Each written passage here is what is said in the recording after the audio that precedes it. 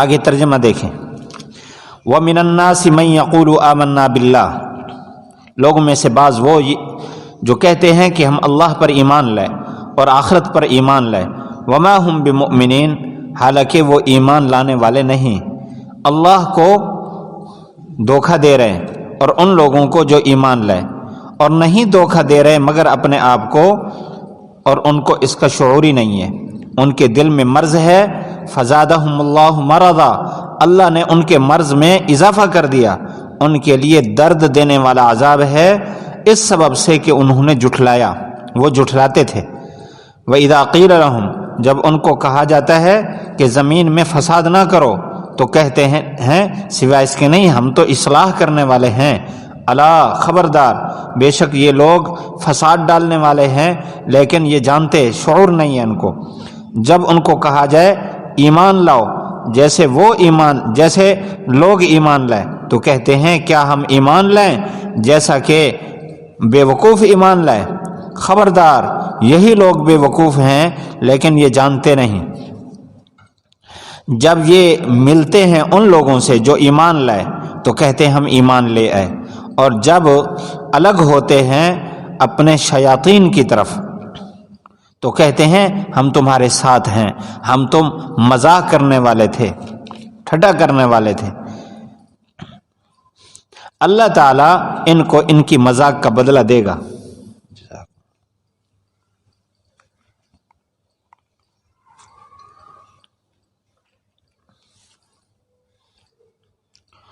اور ان کو ان کی چھوڑ دے گا، ان کو ان کی سرکشی میں سرگردان ہوں گے۔ یہ وہ لوگ ہیں جو گمراہی خریدتے ہیں ہدایت کے بدلے، نہیں نفع مند ہوگی ان کی تجارت، اور نہ یہ صحیح راستہ پائیں گے۔ ان کی مثال تو اس آدمی کی مثال ہے جو آگ جلاتا ہے، جب وہ روشن ہو جائے وہ جگہ جو اس کے ارد گرد ہے تو اللہ تعالیٰ ان کا نور لے جائے اور ان کو چھوڑ دے اندھیروں میں کہ وہ دیکھ نہیں رہے ہوتے۔ بہرے ہیں، گونگے ہیں اور اندھے ہیں، یہ نہیں لوٹیں گے۔ یا مثال اس بارش کی جو آسمان سے ہو، جس میں اندھیرے ہوں، کڑک ہو اور چمک ہو، اور رکھتے ہیں اپنی انگلیوں کو اپنے کانوں میں کڑک کی وجہ سے، موت سے بچنے کے لیے۔ اللہ تعالیٰ کافروں کا احاطہ کرنے والا ہے، قریب ہے کہ چمک ان کی آنکھوں کو اچک لے۔ جب بھی ان کے لیے روشنی ہوتی ہے تو اس میں چل پڑتے ہیں، اور جب ان پر اندھیرا چاہتا ہے تو کھڑے ہو جاتے ہیں۔ اگر اللہ چاہے تو ان کے کانوں کو، ان کی آنکھوں کو لے جائے۔ اللہ تعالیٰ ہر چیز پر قدرت رکھنے والا ہے۔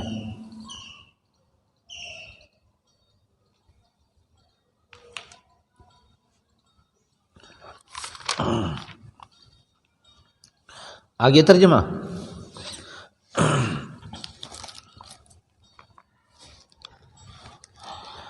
پہلے اس کے عنوانات لکھ لیں۔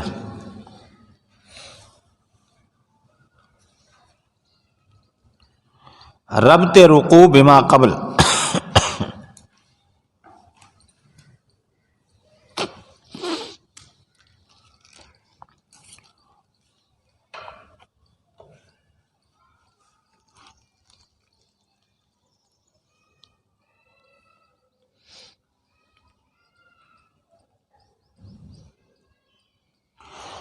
سورۃ فاتحہ میں وَمِنَ النَّاسِ کا ما قبل سے ربط تین طریقے پر ہے۔ وَمِنَ النَّاسِ کا ما قبل سے ربط تین طریقے پر ہے۔ نمبر ایک، فاتحہ میں فرق ثلاثہ کا بیان تھا۔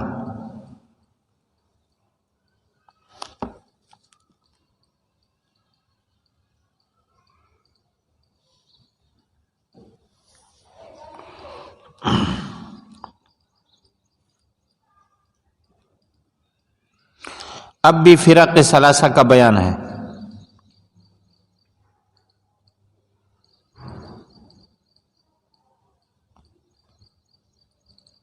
بلکہ فرق ثلاثہ میں سے ضالین کا ذکر ہے، فرق ثلاثہ میں سے ضالین کا ذکر ہے۔ دوسرا ربط ان الذین کفروا کے ساتھ ہے۔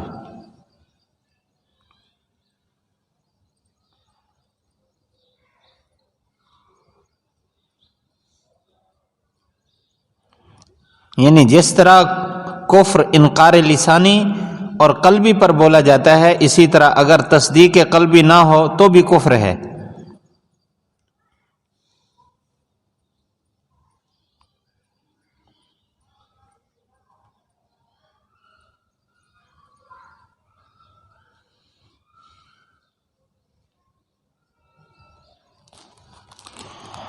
نمبر 3،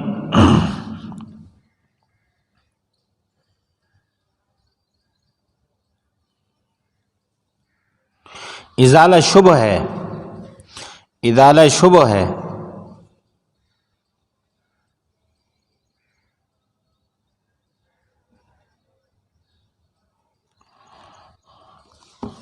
شبہ یہ ہوتا ہے کہ اگر یہ اللہ کا کلام ہوتا تو ایمان لا کے نہ پھرتے،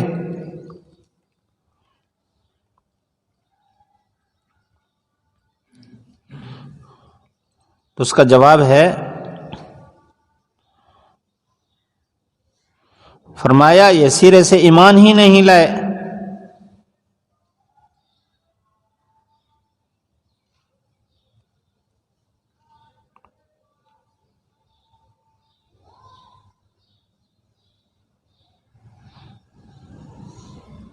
نہ کہ ایمان لا کے پھر گئے۔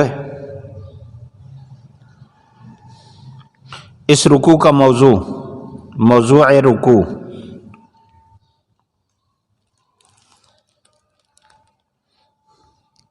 مسلک منافقین اور اقسام اور امثال منافقین کا بیان۔ مسلک منافقین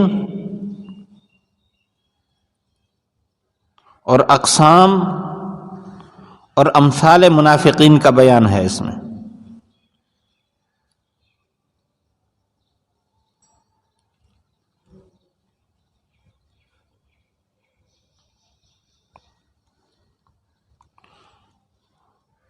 لکھ لیا؟ خلاصہ سلوک المنافقین بالمؤمنین،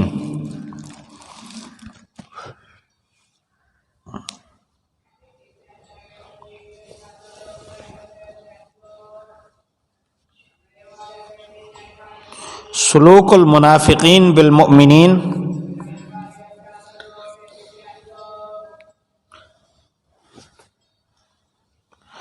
نتائج اسباب حرمان منافقین،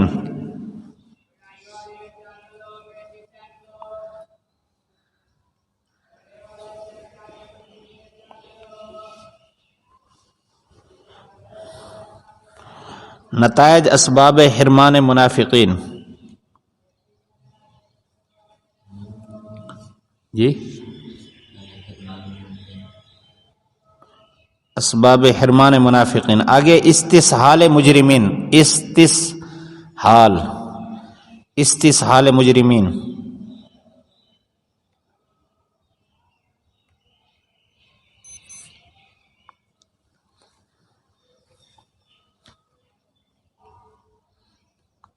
عظمت باری اور قدرت باری،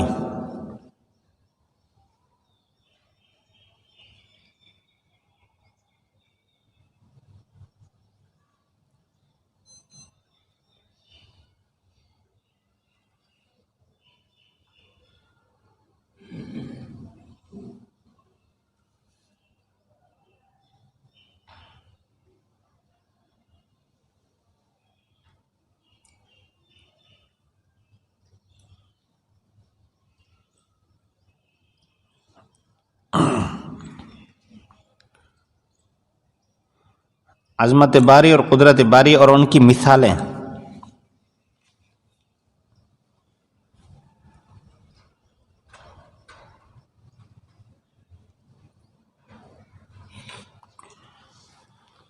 آگے لکھے علامات منافقین،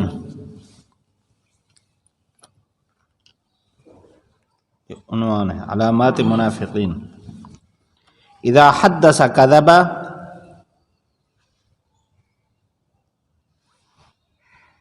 وَإِذَا اؤْتُمِنَ خَانَ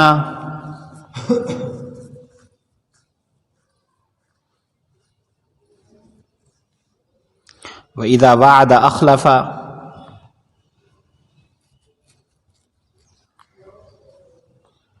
وَإِذَا خَاصَمَ فَجَرَ.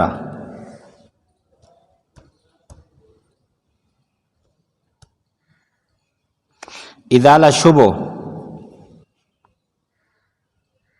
یہ ایک عنوان ہے.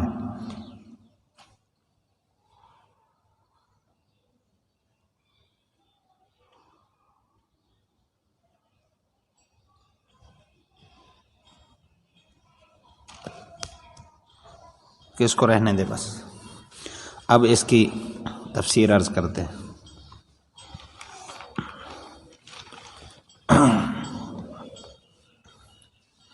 سورۃ بقرہ میں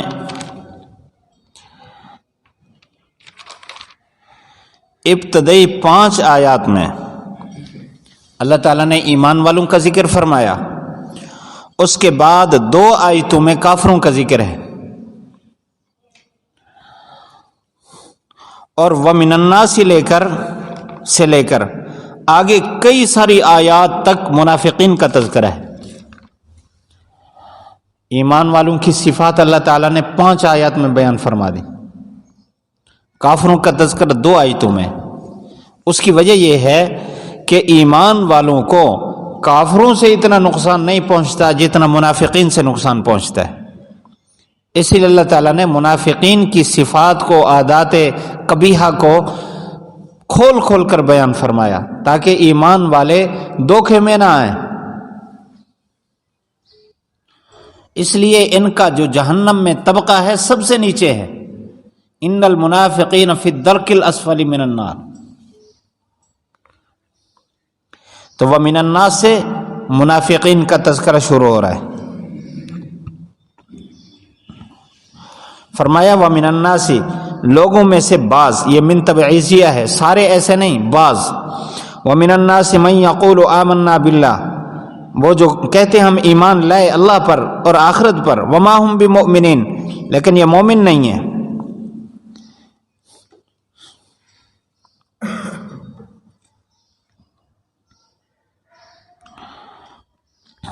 ساتھ ہی آپ لکھتے ہیں وَمِنَ النَّاسِ میں مسلک منافقین.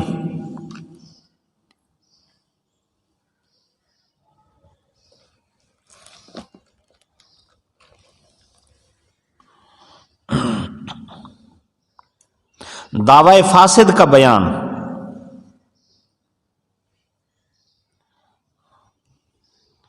من یقول آمنا باللہ تشریح دعوی.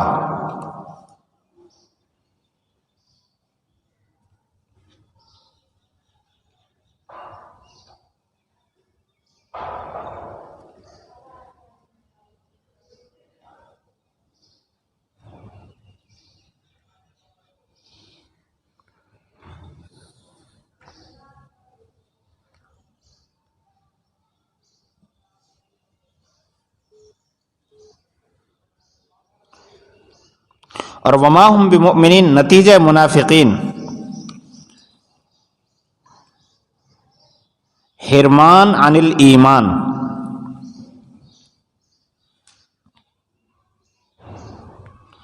اور اس کو اطلاع الہی بھی کہتے ہیں، یعنی اطلاع الہی بھی لکھ لیں.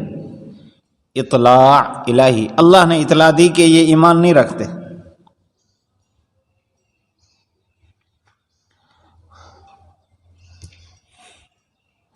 یخادعون اللہ والذین آمنوا، کہ اللہ کو دھوکہ دیتے ہیں اور ایمان والوں کو.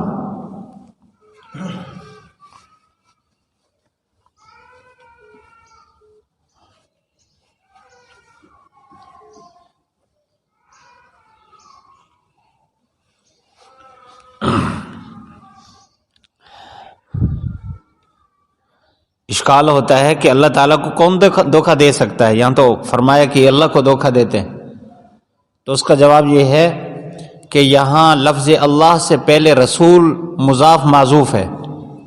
آپ اس اشکال کو حاشیے میں لکھ لیں.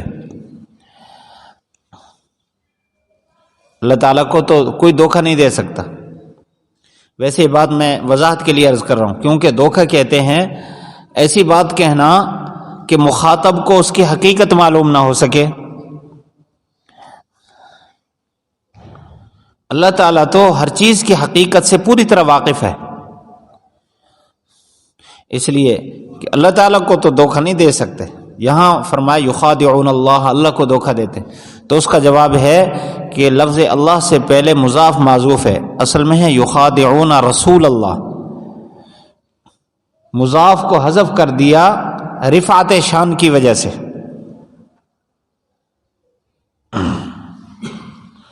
یا مطلب یہ ہے، دوسرا جواب، یا مطلب یہ ہے کہ رسول کو دھوکہ دینا حقیقت میں اللہ کو دھوکہ دینا ہے.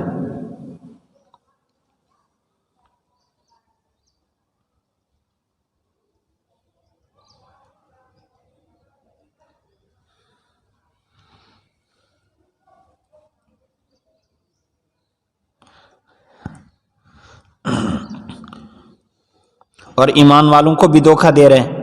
فرمایا حقیقت میں وما یخدعون الا انفسهم، حقیقت میں یہ اپنے آپ کو دھوکے میں ڈالے ہوئے. وما یشعرون، جس کا یہ شعور نہیں رکھتے. اللہ تعالیٰ کے کلام میں بڑی فصاحت، بلاغت اور بڑی حکمتیں ہوتی ہیں. یہاں اللہ تعالیٰ نے شعور کا لفظ بولا، وما یشعرون. شعور ایک ادنا درجے کی کیفیت ہے. اللہ تعالیٰ نے انسان کو شعور کے اوپر فہم کا درجہ عطا فرمایا. ہر چیز کی حقیقت کو سمجھتا ہے، ادراک رکھتا ہے. اللہ تعالیٰ نے انسان کو فہم دیا. یہ جو شعور ہے یہ جانوروں کی خصوصیت ہے. یہ نقصان کو، نفع کو جب دیکھتے ہیں تو ان کو محسوس ہوتا ہے کہ ہمیں یہاں سے نفع ہوگا یا ہمیں نقصان ہوگا. کسی چیز کو دیکھ کر اس کی حقیقت تک نہیں پہنچ سکتے جانور، اس کے نتائج تک نہیں پہنچ سکتے. یہ عقل و فہم جو ہے یہ بڑی چیز ہے، اور شعور ادنا درجے کی چیز ہے. تو جو خاصیت جانوروں کی ہے اللہ تعالیٰ نے وہ منافقین کے لیے بولی. تو گویا بتا دیا جس طرح جانور کھلے سے سیدھا ہوتے ہیں، منافقین کا علاج بھی کھلے ہی ہیں. ایسے نہیں سمجھیں گے. فی قلوبہم مرض،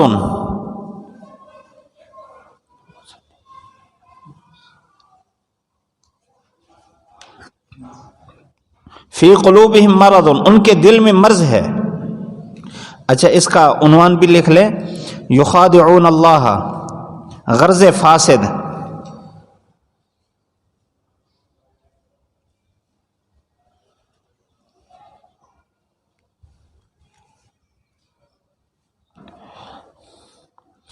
اس کے ساتھ ہی لکھ لیں، بعض نے اس کا ترجمہ یوں بھی کیا، یخادعون اللہ کا معنی ہے یعاملون معاملۃ الخدع، کہ ایسے معاملہ کرتے ہیں جیسے دھوکے والا معاملہ ہو. اللہ سے ایسا معاملہ کرتے ہیں، یعاملون معاملۃ الخدع.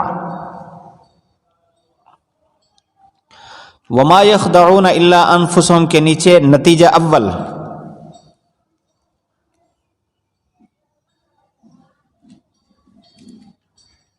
وما یشعرون، حماقت منافقین.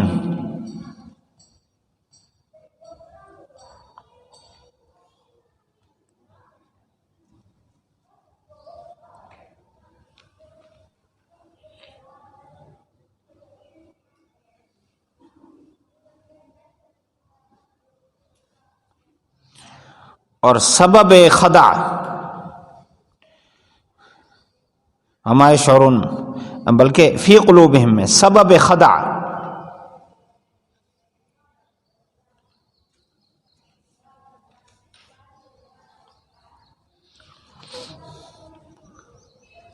امراض روحانی،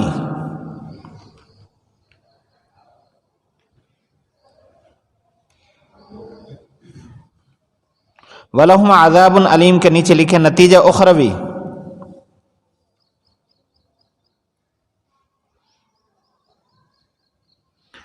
بما کانوا یکذبون کے نیچے لکھیں اسباب حرمان اور گرفت خداوندی.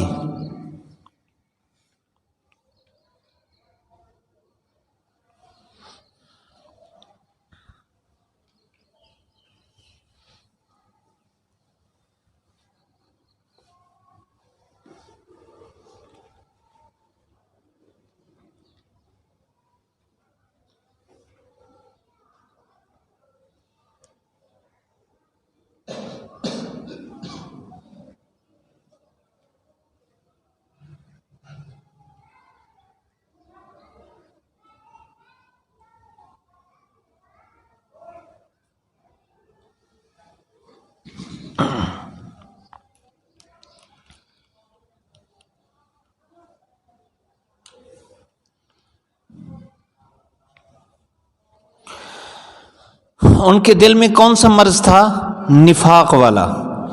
ان کے دل میں مرض ہے اور اللہ تعالیٰ اس مرض کو بڑھا رہا ہے. وَلَهُمْ عَذَابٌ علیم، یہ نتیجہ اخروی کہ ان کے لیے درد دینے والا عذاب. علیم یہ عذاب کی صفت ہے، علم سے ہے، اس کا معنی خوب درد دینے والا. بما کانوا یکذبون، یہ کیوں عذاب ہوگا؟ اس لیے کہ انہوں نے قرآن کو جھٹلایا، ایمان کو جھٹلایا اور اللہ کے نبی صلی اللہ علیہ وسلم کی نبوت کو جھٹلایا. وَإِذَا قِيلَ لَهُمْ لَا تُفْسِدُوا فِي الْأَرْضِ، پہلے اس کے عنوانات لکھیں.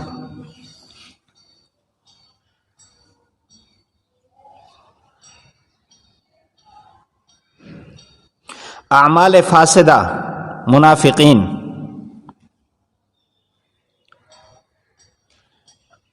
یہ پچھلی آیت کے ساتھ ربط بھی ہو گیا. پیچھے عقائد فاسدہ کا ذکر تھا، یہاں اعمال فاسدہ کا ذکر ہے. آیات کے درمیان ربط یہ بھی ہمارے اکابرین بڑی دلچسپی کے ساتھ اس کا ذکر کرتے اور تلاش کرتے. پیچھے عقائد فاسدہ کا ذکر ہے اور یہاں اعمال فاسدہ کا تذکر آ گیا، ربط ہو گیا. ان باتوں کو بھی لکھ لیا کریں.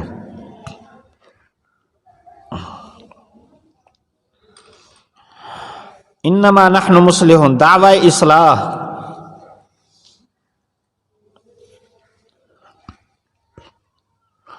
الا انہم، تردید دعوی منافقین.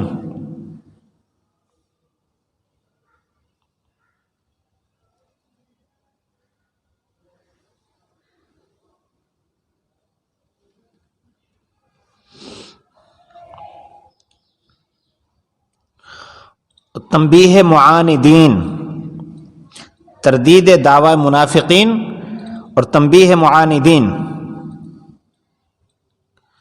ولیکن لا یشعرون، یہ حماقت منافقین، وہ شعور کا تذکر آ گیا کہ جب ان کو کہا جاتا ہے زمین میں فساد نہ پھیلاؤ تو کہتے ہیں انما نحن مصلحون، ہم تو مصلح ہیں. الا انہم هم المفسدون، اللہ تعالیٰ نے فرمایا نہیں، مصلح نہیں ہیں، مفسد ہیں، لیکن ان کو شعور ہی نہیں ہے.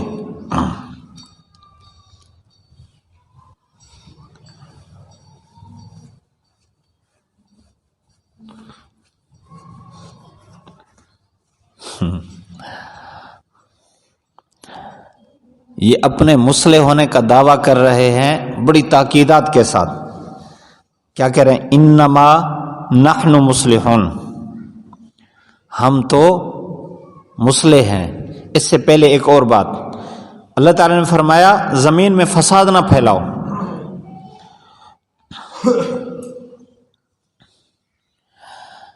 عقائد فاسدہ کا ذکر ہے نا پیچھے. بظاہر زمین میں فساد تو یہ ہے کہ لوگوں کی کھیتیوں کو آگ لگا دیں، ان کے درختوں کو کاٹ ڈالیں، ان کے مکانوں کو گرا دیں، یا لوگوں کو قتل کریں، ان کے ساتھ مقابلے کریں، لڑیں. ظاہری طور پر فساد کا لفظ اس پر بولا جاتا ہے. لیکن یہاں اللہ تعالیٰ نے عقائد فاسدہ کے پھیلانے پر بھی فساد کا لفظ بولا ہے کہ فساد نہ پھیلاؤ.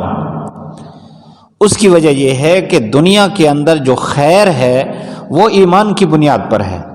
جتنا ایمان ہوگا اتنا خیر ہوگی، اور جتنا ایمان سے ہٹے لوگ ہوں گے اتنا زمین میں فساد ہوگا. اس لیے ان کے برے عقائد کی تردید کر کے اللہ تعالیٰ نے فرمایا فساد نہ پھیلاؤ، کیونکہ جہاں برا عقیدہ ہوگا وہاں فساد ہوگا. ایمانیات میں امن ہے، سکون ہے. انہوں نے کہا انما نحن مصلحون، ہم تو مصلح ہیں. میں یہ عرض کر رہا تھا کہ انہوں نے تاکیدات بیان کی، انما کلمہ حصر ذکر کیا، نحن مصلحون جملہ اسمیہ ذکر کیا کہ ہم تو مصلح ہیں. اللہ تعالیٰ نے ان کا جواب سخت 6 تاکیدات کے ساتھ ان کا جواب دیا ہے. 6 تاکیدات.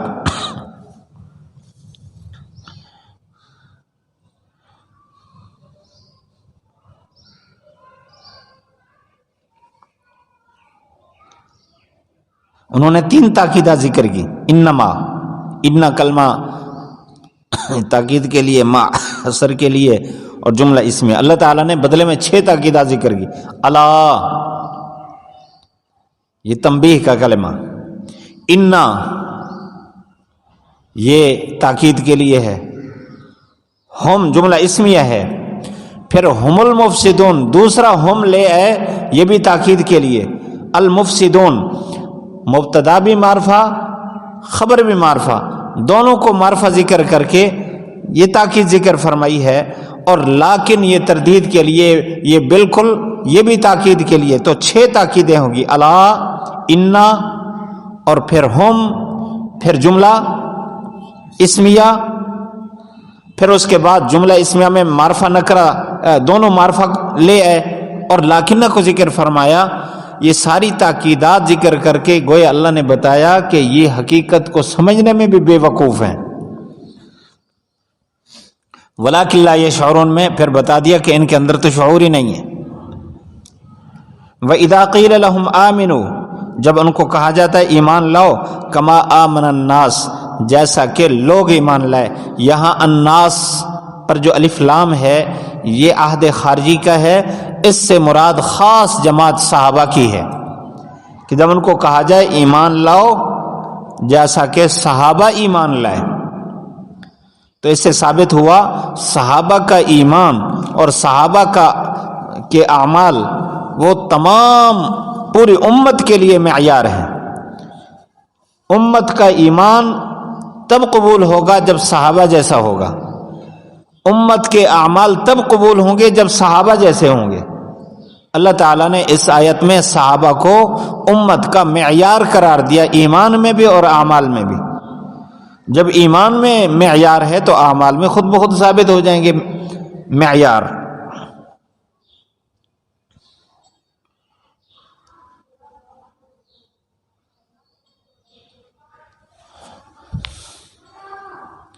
اس لیے صحابہ کرام کے ایمان پر یا صحابہ کرام کے کردار پر کسی قسم کا شک کرنا، کسی قسم کا اعتراض کرنا، یہ ایمان والوں کی صفات نہیں ہے.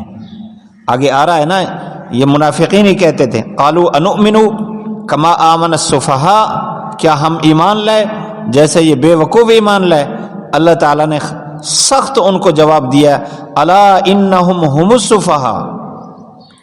یہاں بھی تاکیدات کا انبار لگا دیا. انہوں نے جس انداز میں جواب دیا اس سے سخت ترین انداز میں اللہ تعالیٰ نے اس کا رد فرمایا. الا انہم هم السفہاء، خبردار بے شک یہی بے وقوف ہیں. ولکن لا یعلمون، لیکن جانتے نہیں ہیں. اس سے تقلید کا ثبوت بھی ہو رہا ہے. کیسے؟ اللہ تعالیٰ نے یہاں یہ نہیں فرمایا کہ ایمان لاؤ جیسے قرآن اور حدیث میں ایمان کا تذکرہ ہے، بلکہ کیا فرمایا؟ ایمان لاؤ جیسے صحابہ ایمان لائے، یعنی ان کی تقلید کرو. تو تقلید کا اصول ثابت ہو گیا کہ تقلید ہمیشہ شخصیات کی ہوتی ہے.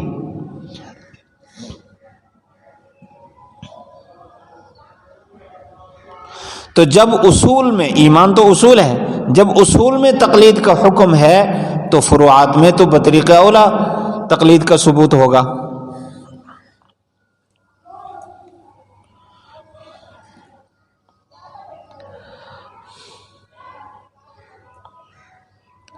یہاں عنوانات رہ گئے وہ لکھ لیں. وَإِذَا قِيلَ لَهُمْ سلوک منافقین بالمؤمنین.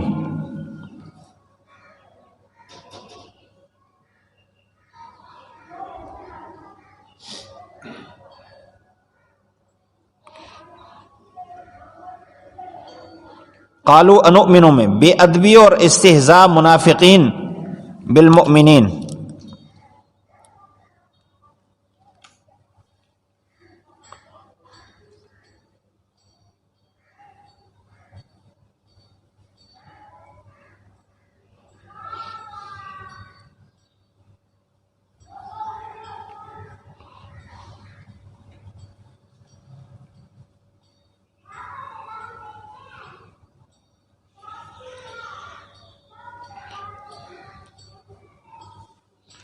الا انہم نتیجہ اول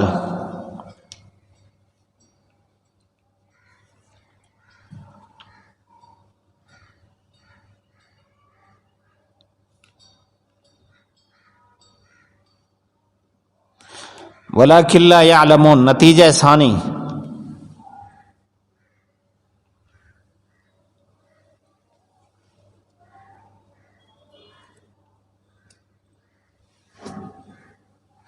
وَإِذَا لَقُوا الَّذِينَ آمَنُوا قَالُوا آمَنَّا.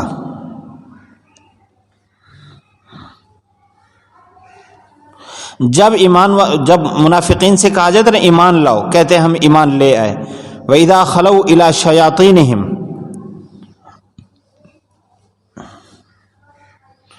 جب ان کو کہا جاتا ہے جب وہ الگ ہوتے ہیں اپنے شیاطین کی طرف. قالو کہتے ہیں ہم تمہارے ساتھ ہیں، ہم تو ویسے استہزاء کر رہے تھے. یہ ان کے کردار کا تذکرہ ہے.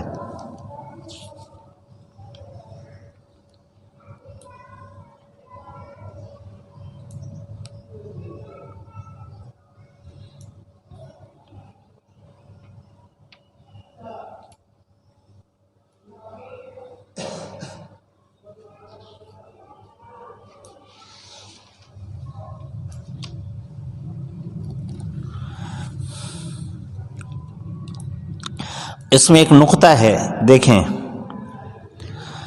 جب ان کو کہا جاتا ہے نا ایمان لے، وہ کہتے آمنا ہم ایمان لے آئے، جملہ فعلیہ استعمال کرتے. اور جب اپنے کافروں کے پاس چلے جاتے تو ان کہتے او تم ایمان لے آئے ہو، سنا ہے تم مومن ہو گئے ہو. کہتے ہیں انا معکم، بڑی تاکید کے ساتھ کہتے ہیں نہیں ہم تمہارے ساتھ ہیں، جملہ اسمیہ بولتے. تو اس میں اشارہ ہے کہ حقیقت میں وہ کفر پر ہی تھے.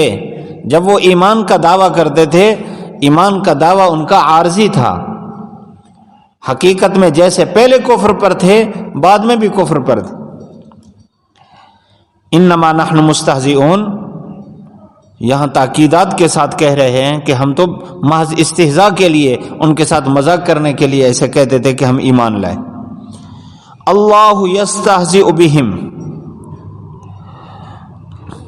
اللہ تعالیٰ ان کو ان کے مذاق کا بدلہ عطا کرے گا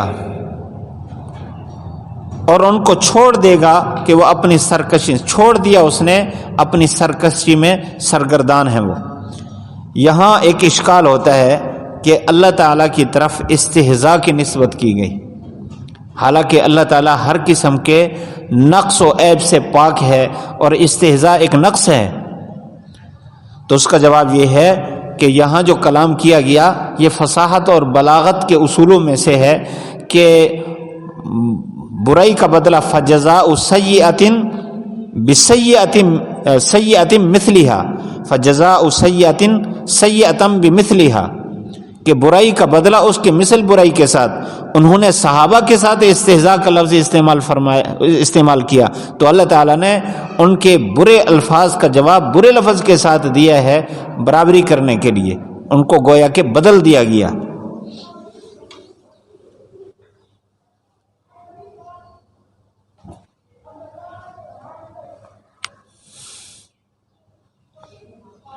اولئک الذین اشتروا الضلالۃ بالہدی، اس کے عنوانات رہ گئے. وَإِذَا لَقُوا الَّذِينَ آمَنُوا سلوک المنافقین بالمؤمنین. والکفار، سلوک المنافقین بالمؤمنین والکفار، یعنی ایمان والوں کے ساتھ کیا معاملہ ہے کہ ہم ایمان لے آئے، کافروں کے ساتھ کیا ہے، انا معکم، ہم تمہارے ساتھ ہیں۔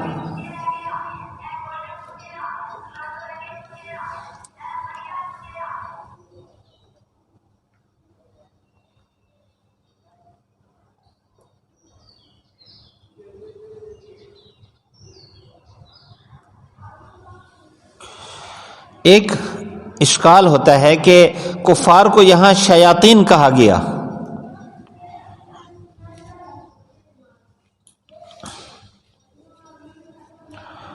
تو مراد سے کفار ہیں، تو شیاطین کے ساتھ ان کی مشابہت ہے، جس طرح وہ بعید عن الرحمت ہے شیاطین، اسی طرح کفار بھی بعید عن الرحمت ہے، تو بعید عن الرحمت ہونے میں ان کو شیاطین کہا گیا۔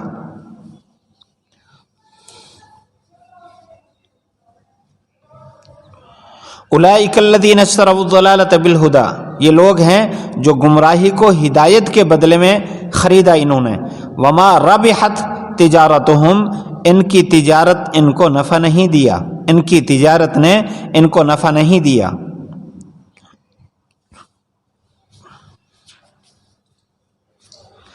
وما كانوا مہتدین، اور نہ یہ ہدایت پر ہیں۔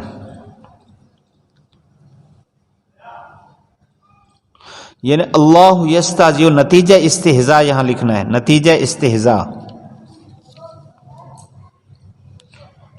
اولئک الذین اشتروا الضلالۃ، رئیس المنافقین کی مثال،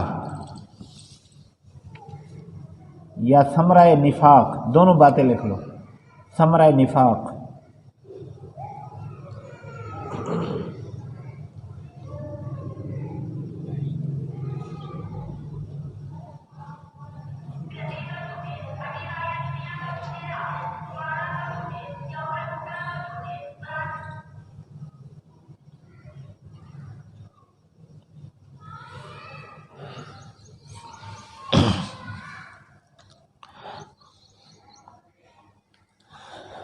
ایک اشکال ہوتا ہے، یہاں فرمایا کہ انہوں نے گمراہی کو ہدایت کے بدلے خرید لیا،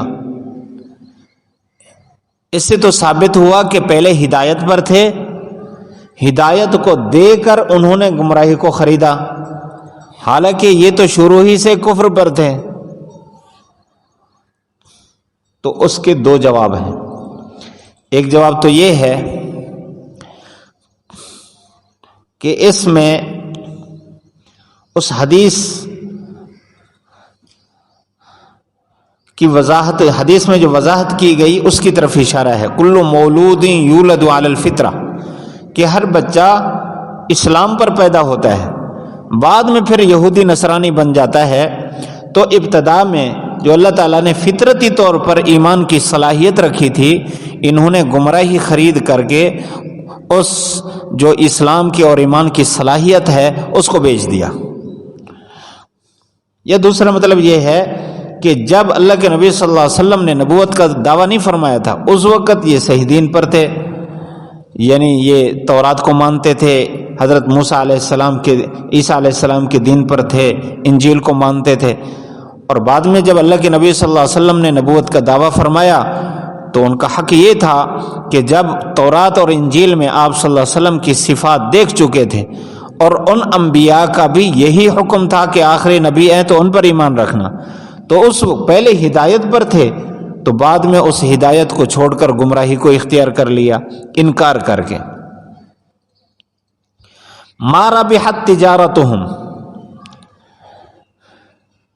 یہ نسبت مجازی ہے، ان کی تجارت نے نفع نہیں دیا، اصل میں ہے وما ربحوا فی تجارتہم، کہ اپنی تجارت میں وہ نفع نہ حاصل کر سکے، لیکن نفع کی نسبت تجارت کی طرف کر دی ہے مجازن۔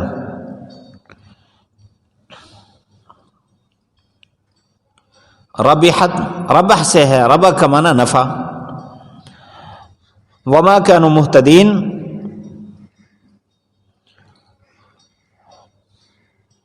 وہ ہدایت پر نہیں، یعنی اس ہدایت سے انہوں نے فائدہ نہیں اٹھایا۔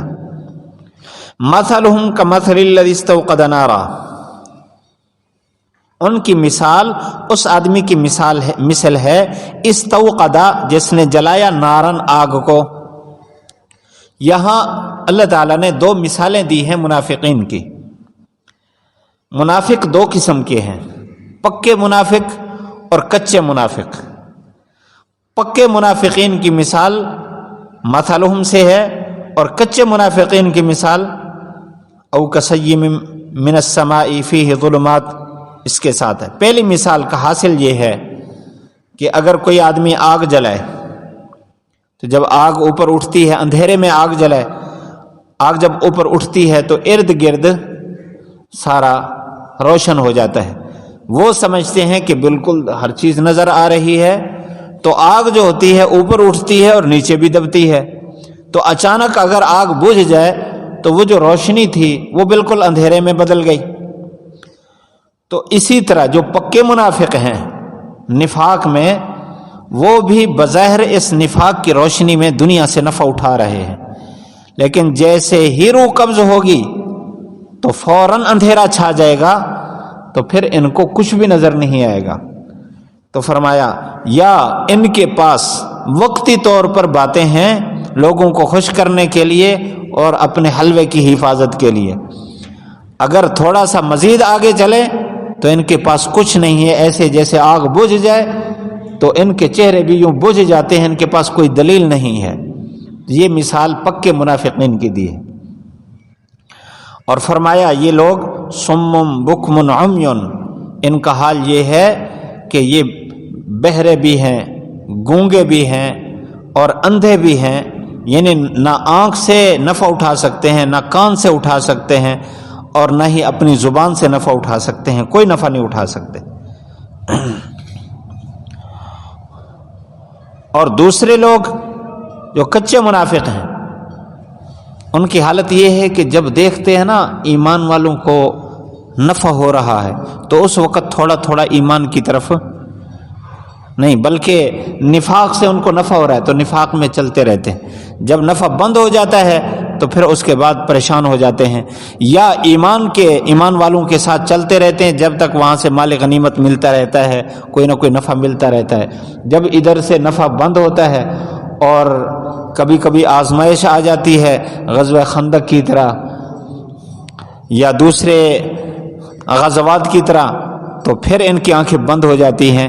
ان کی مثال ایسے ہے جیسے کوئی آدمی رات کے اندھیرے میں جب خوب بادل ہوں، بارش برس رہی ہو اور بادل کی گرج ہو اور چمک ہو، تو اس وقت وہ ڈرا ہوا ہوتا ہے۔ جیسے چمک ہوگی اس کو راستہ نظر نہیں آ رہا ہوتا، جیسے تھوڑی سی چمک ہوتی ہے تھوڑا سا چلتا ہے اور اس کے بعد پھر اندھیرا چھا جاتا ہے، پھر اس کو پتہ نہیں ہوتا آگے میں کیسے چلوں۔ تو کچے جو منافق ہیں یہ بھی ایسے کہ ایمان پر چلتے ہیں، تھوڑا سی جب مشکل پیش آتی ہے تو پھر ان کے سامنے اندھیرا چھا جاتا ہے، ان کو کچھ نظر نہیں آتا۔ تو یہ مثال ہے کچے منافقین کی۔ اس کے عنوانات لکھ لیں۔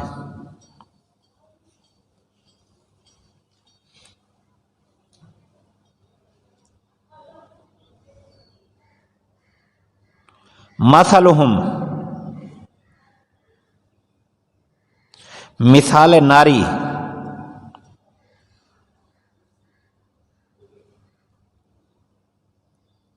ذہب اللہ بنورہم کے نیچے عذاب الہی اور تنبیہ منافقین۔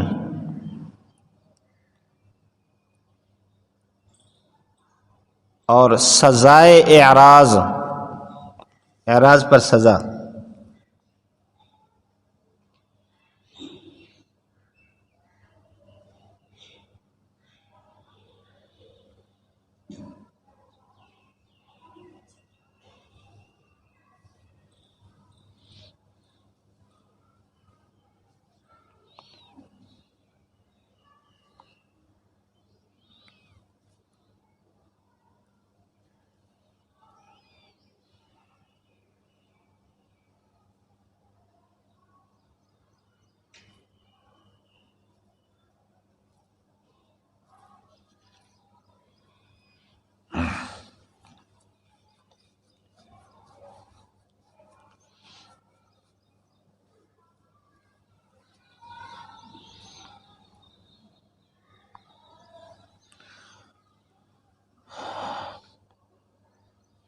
سم بکم عمی میں تقطیع الطمع عن الایمان،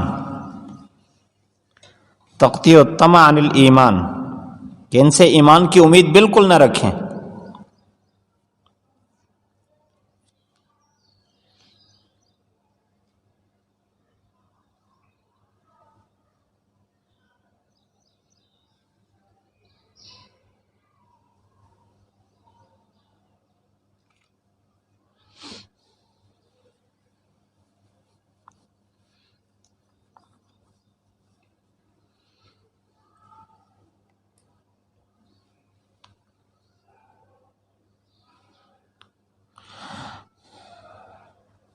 ایک دو فائدے ہیں وہ تحریر کر لیں۔ یہ مثلہم میں مثال ناری ہے، او کصیب من السماء میں مثال مطری ہے۔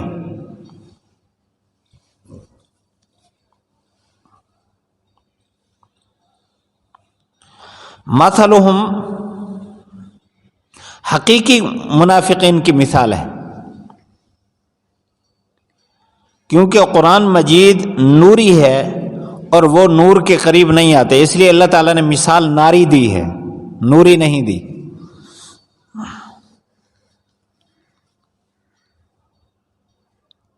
دوبارہ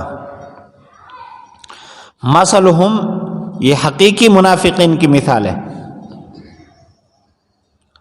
اور او کصیب نے اچھا حقیقی منافقین کی مثال ہے، پہلے اسی کو لکھ لیں۔ اللہ تعالیٰ نے یہاں ناری مثال دی ہے، نوری مثال نہیں دی، کیونکہ قرآن نور ہے اور وہ نور سے دور ہیں۔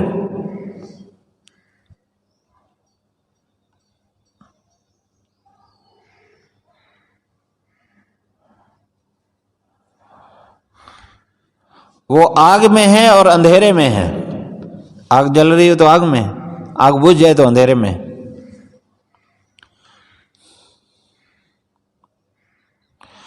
دوسری مثال ان منافقین کی ہے جو فی الواقع تردد میں تھے،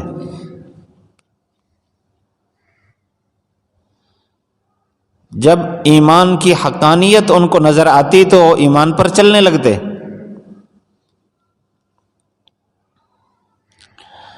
جب اغراض نفسانی کا غلبہ ہوتا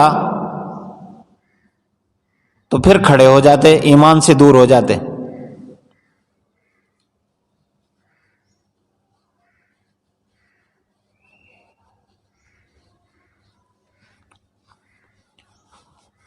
اور یہاں اللہ تعالیٰ نے جس بارش کی مثال دی ہے، یعنی مثال مطری ہے نا، بارش مثال دی ہے، وہ بارش قرآن ہے۔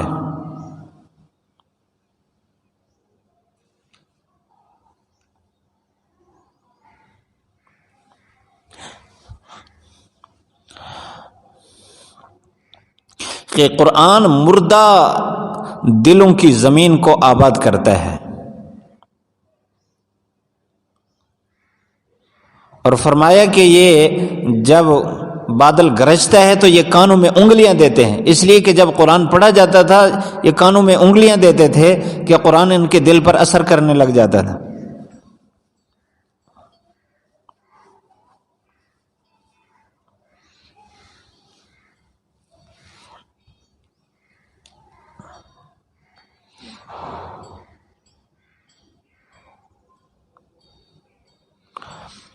حذر الموت فرمائے، موت کے ڈر سے، کیونکہ رسومات کو چھوڑنا ان کے لیے مثل موت کے تھا،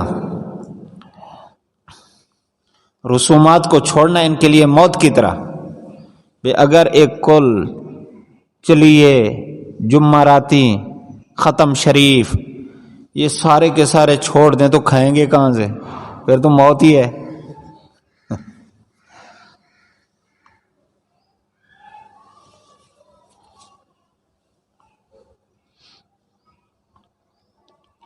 لیکن اللہ تعالیٰ نے فرمایا واللہ محیط بالکافرین، اللہ تعالیٰ احاطہ کرنے والا ہے ان کافروں کا، یہ موت سے بچ نہیں سکتے۔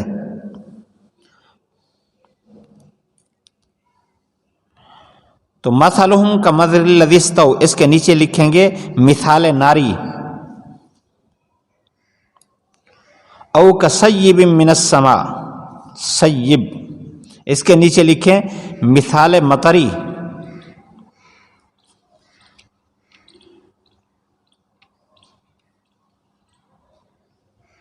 یکاد البرق، قوت دلائل کا بیان،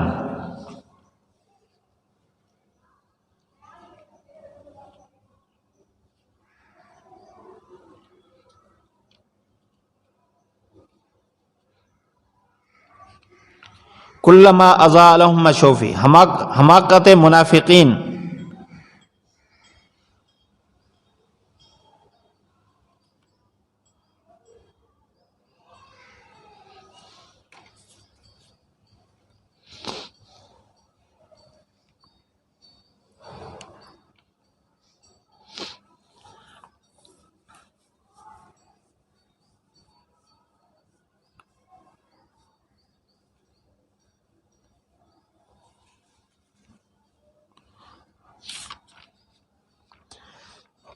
اس رکوع میں ایک بات ہے اللہ یستہزئ بہم، کہ اللہ تعالیٰ ان کو ان کی استہزاء کا بدل دے گا، بدلہ جزا دے گا۔ اس کی ایک صورت قرآن مجید میں بھی آئی ہے،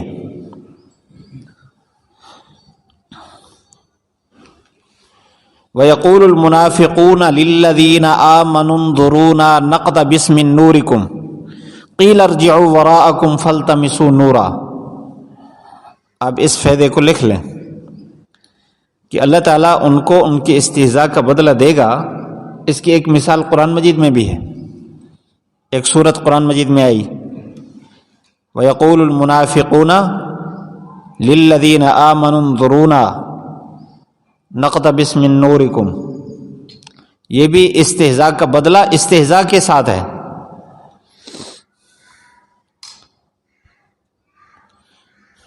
وَيَقُولُ الْمُنَافِقُونَ لِلَّذِينَ آمَنُوا انظُرُونَا نَقْتَبِسْ مِن نُورِكُمْ، استہزاء کا بدلہ استہزاء کے ساتھ ہے۔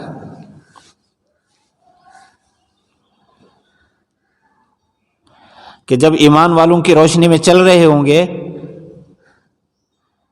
تو ایمان والے کہیں گے جاؤ پیچھے جا کر روشنی لے آؤ، پیچھے جائیں گے تو اندھیرا ہی ہوگا، روشنی کہاں ملے گی؟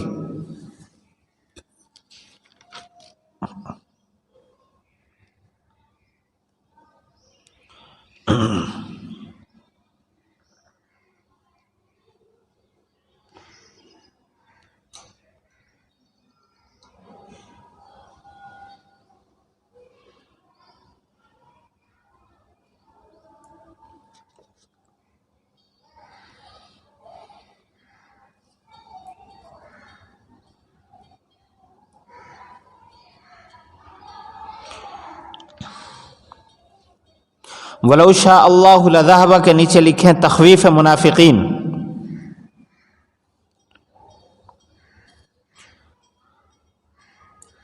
ان اللہ علی کل شیء قدیر، قدرت باری تعالی۔ ایک بات اور بھی آپ غور کریں گے، آپ کو نظر آئے گی کہ پکے منافقین کے بارے میں اللہ تعالیٰ نے یہ فرمایا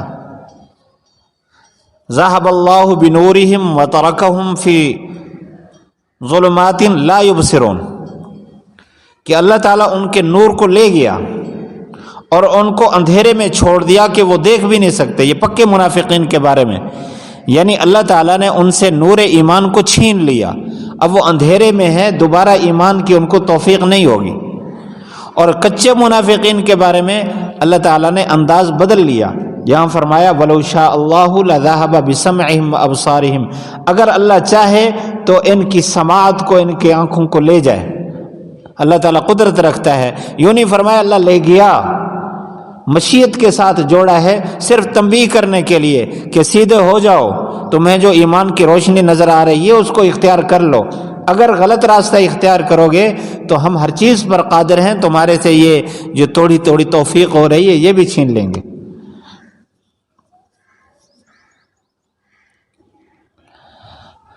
اس میں میرے اور آپ کے لیے بھی سبق ہے کہ ہم جب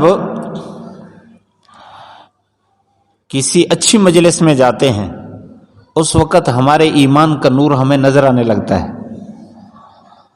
اور جب ہم بری صحبت میں، بری مجلس میں جاتے ہیں، ایمان کا نور آہستہ آہستہ ختم ہونے لگتا ہے، اغراض نفسانی ہمارے اوپر غالب ہونے لگ جاتی ہیں، نفسانیت کا غلبہ ہونے لگ جاتا ہے۔ تو ایسی صورت میں ہمیں نور کا راستہ اختیار کرنا ہے اور برے راستے سے ہمیں بچنا ہے۔ ایسا نہ ہو، یہ تنبیہ ہمارے لیے بھی ہوگی اس وقت کہ اگر اللہ چاہے تو تمہارے لیے تم سے جو عبادات کی توفیق ہے یہ چھین لے، اور اس کا اندازہ ہر ایمان والا لگاتا ہے کہ جب ایمانی مجالس میں جائے، اللہ کے محبت کے تذکرے میں جائے، تو اس وقت دل میں روشنی محسوس ہوتی ہے اور عبادت کو دل کرتا ہے اور عبادت میں لذت محسوس ہوتی ہے، اور جب گمراہی کی طرف جائے تو ابتدا میں بے چینی اور تردد ہوتا ہے، لیکن اگر اس میں پختہ رہے تو آہستہ آہستہ پھر اس کا ایسا چسکا پڑتا ہے تو پھر عبادات سے رخ مڑ جاتا ہے، عبادات کرنے کو دل نہیں کرتا۔ تو ایسی صورت میں توبہ استغفار کے ساتھ ہمیں سیدھے راستے کی طرف آنا چاہیے۔ اگلا رکوع، یا ایھا الناس، اے لوگو اپنے رب کی عبادت کرو، وہ رب جس نے تمہیں پیدا فرمایا اور ان کو جو تم سے پہلے ہے، تاکہ تم متقی بن جاؤ۔ وہ اللہ جس نے تمہارے لیے زمین کو بستر بنایا اور آسمان کو چھت بنایا، اور نازل کیا آسمان سے پانی، پس نکالا اس پانی کے ذریعے سے پھلوں کو بطور رزق کے تمہارے لیے، اور نہ بناؤ اللہ کے لیے شریک، حالانکہ تم جانتے ہو۔ اگر تم شک میں ہو اس چیز سے جو ہم نے اپنے بندے پر نازل فرمائی، تو لے آؤ اس کی مثل کوئی چھوٹی سی صورت، اور بلاؤ اپنے مددگاروں کو اللہ کے علاوہ اگر تم سچے ہو۔ پس اگر تم نہیں کر سکتے، اور تم ہرگز نہیں کر سکتے، بچو تم اس آگ سے جس کا ایندھن لوگ اور پتھر ہیں، کافروں کے لیے تیار کی گئی ہے۔ خوشخبری سنا دیجئے ان لوگوں کو جو ایمان لائے اور اچھے اعمال کیے، ان کے لیے ایسی جنات، ایسے باغات ہیں جن کے نیچے نہریں چلتی ہیں، جب بھی ان کو اس سے کوئی پھل دیا جائے گا بطور رزق کے، تو وہ کہیں گے کہ یہ تو وہی ہے جو ہمیں اس سے پہلے دنیا میں دیا گیا، حالانکہ دیا گیا اس کے مشابہ، اور ان کے لیے اس میں پاکیزہ بیویاں ہوں گی، اور وہ اس جنت میں ہمیشہ کے لیے ہوں گے۔ بے شک اللہ تعالی نہیں حیا فرماتے اس بات سے کہ کسی مثال کو بیان کریں، چاہے وہ چھوٹے ہونے میں مچھر کی مثل ہو، یہ اس سے بھی چھوٹی ہو۔ بہرحال وہ لوگ جو ایمان لائے وہ جانتے ہیں کہ یہ قرآن حق ہے ان کے رب کی طرف سے۔ وہ لوگ جو کافر ہیں وہ کہتے ہیں کیا ارادہ کیا اللہ تعالیٰ نے اس مثال کے ساتھ؟ تو ان مثالوں کے ساتھ بہت سارے لوگوں کو اللہ تعالیٰ گمراہ کرتا ہے، اور اس کے ساتھ بہت ساروں کو ہدایت دیتا ہے، نہیں گمراہ کرتا مگر فاسق لوگوں کو۔ وہ لوگ جو اللہ کا عہد توڑتے ہیں، عہد مضبوط کرنے کے بعد، اور توڑ دیتے ہیں ان چیزوں، ان احکام کو جن کا اللہ نے حکم فرمایا جوڑنے کا، اور فساد ڈالتے ہیں زمین میں، یہی لوگ خسارے میں ہیں۔ کیسے تم اللہ کا انکار کرتے ہو حالانکہ تم مردہ تھے، تمہیں زندہ فرمایا، پھر تمہیں موت دے گا، پھر تمہیں زندہ کرے گا، پھر تم اسی کی طرف لوٹائے جاؤ گے۔ وہ اللہ جس نے تمہارے لیے پیدا کی ہر وہ چیز جو زمین میں ہے، ساری کی ساری، پھر وہ عرش پر مستوی آسمان کی طرف متوجہ ہوا اور برابر کیا ان کو 7 آسمانوں میں، اور وہ ہر چیز کو جاننے والا ہے۔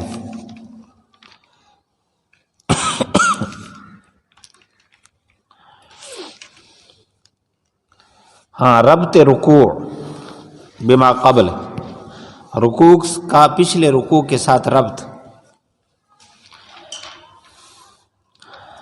یہ ہمارے بزرگوں کی محنت ہے، محنت انہوں نے نچوڑ کر کے ہمارے سامنے رکھ دیا، اس لیے اس کو بڑی اہمیت کے ساتھ لیں اور لکھیں.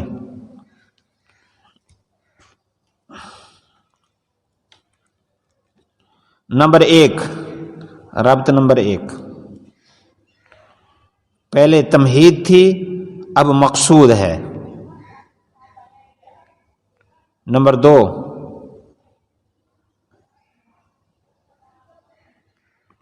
پہلے صداقت قرآن کا بیان تھا، اب مدعائے قرآن کا ذکر ہے.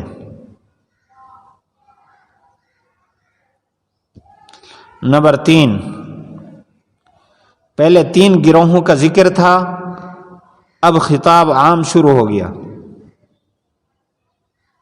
یہ 3 طرح کے ربط ہیں.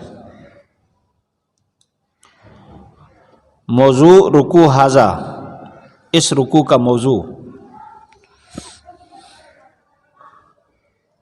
نمبر 1، توحید باری تعالی، اللہ کی توحید کا تذکرہ شروع میں.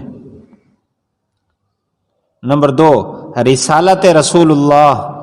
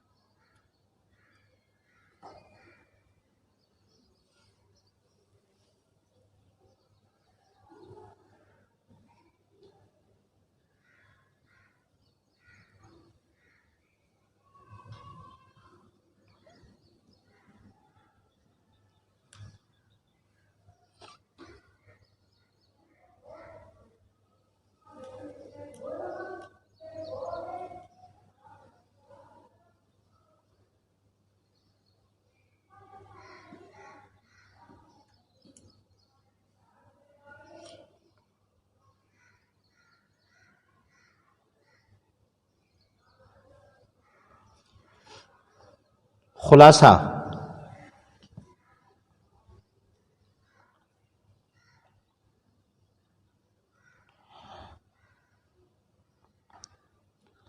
صداقت قرآن،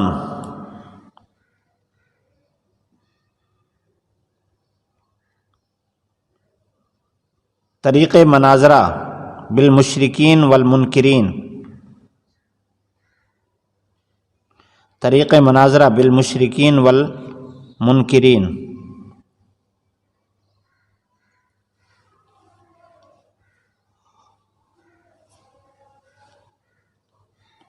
مستفیدین اور محرومین کے نتائج،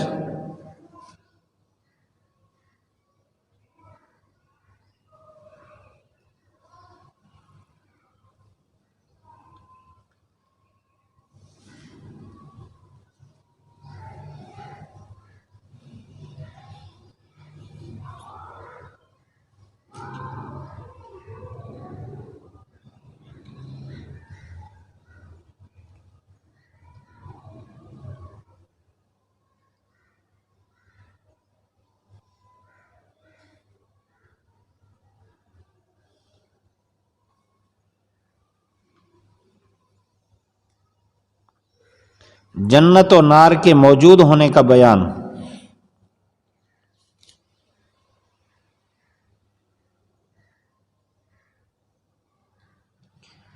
حکمت ضرب المثال،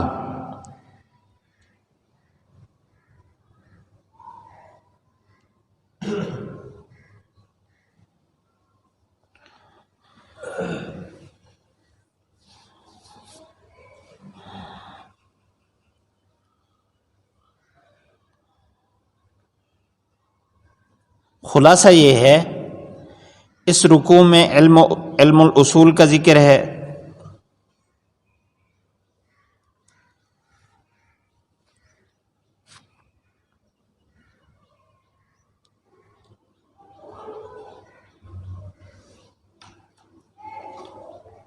توحید و رسالت رسول اللہ، صداقت قرآن، توحید و رسالت رسول اللہ، صداقت قرآن اور ثبوت قیامت کا ذکر ہے۔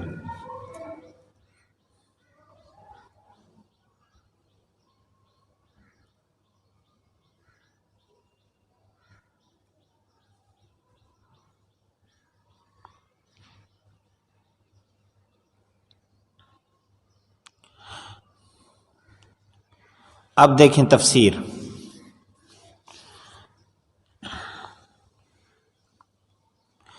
یا ایھا الناس اعبدوا ربکم،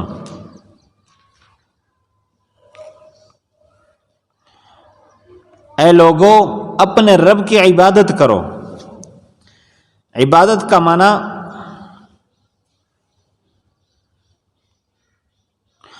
غایت تعظیم،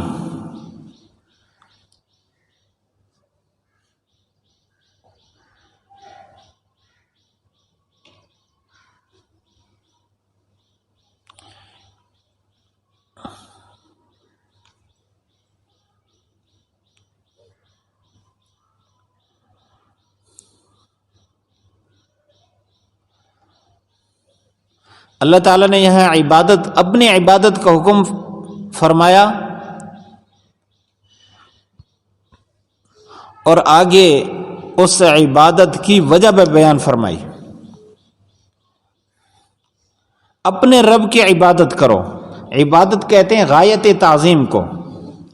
ہمیشہ انسان کی فطرت میں ہے، ہمیشہ اس کی تعظیم کرتا ہے جس کے اس پر احسانات ہوں، اور جتنی زیادہ احسانات ہوں اتنا زیادہ اس کی تعظیم ہوتی ہے اور وہ تعظیم کا مستحق ہوتا ہے۔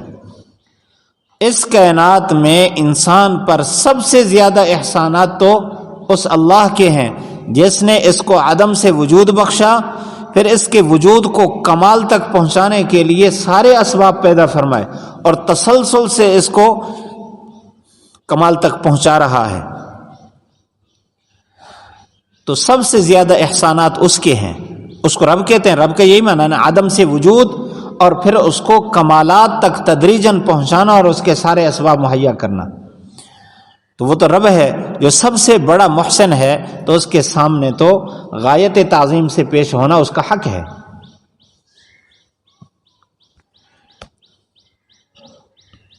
اور اس کے احسانات کے برابر کسی کے احسانات نہیں، اس لیے عبادت کے لائق صرف وہ ہے، اس کے علاوہ کوئی اور عبادت کے لائق نہیں۔ تو فرمایا عبادت کرو اپنے رب کی۔